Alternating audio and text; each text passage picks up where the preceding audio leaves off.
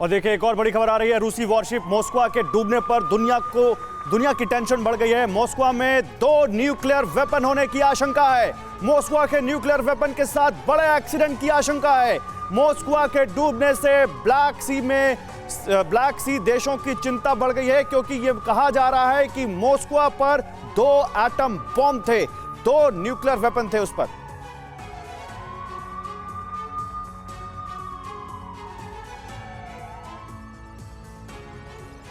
और देखिए मॉस्को के बारे में कहा जा रहा है कि यही वो वॉरशिप है जिस पर हमला करने के बाद रूस बहुत ज्यादा नाराज है और बड़े हमले की प्लानिंग कर रहा है। मॉस्को ले डूबा न्यूक्लियर वेपन, ये बहुत बड़ा सवाल है जिसके बारे में आपको बिग वॉल पर हम इंफॉर्मेशन देंगे। देखिए रूसी वॉरशिप मॉस्को पर 2 बड़े न्यूक्लियर वेपन होने की आशंका है और बताया यह भी जा रहा है, साथ ही साथ जो आगे आपको हम जानकारी देंगे उसके हिसाब से कहा जा रहा है कि मॉस्को पर हमले के साथ एक बड़े न्यूक्लियर एक्सीडेंट की भी चिंता अब सताने लगी है। वहीं मॉस्को के साथ ब्लैक सी में दोनों न्यूक्लियर वेपन भी डूब गए हैं। एक्सपर्ट्स ये कह रहे हैं क्योंकि ये वॉरशिप हमले के बाद डूब गई थी तो इसमें जो न्यूक्लियर वेपन थे वो भी डूब गया है। मामले की गंभीरता को देखते हुए ब्लैक सी वाले देश बड़ा एक्शन लेने के मूड में है।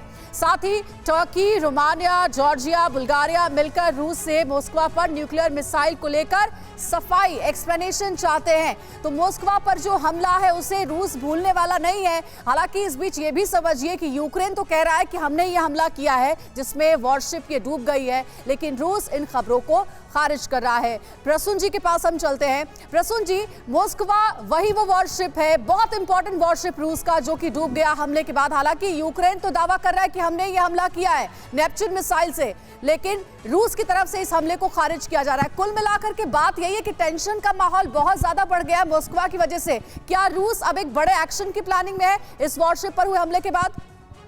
जी बिल्कुल ऐसा लग रहा है।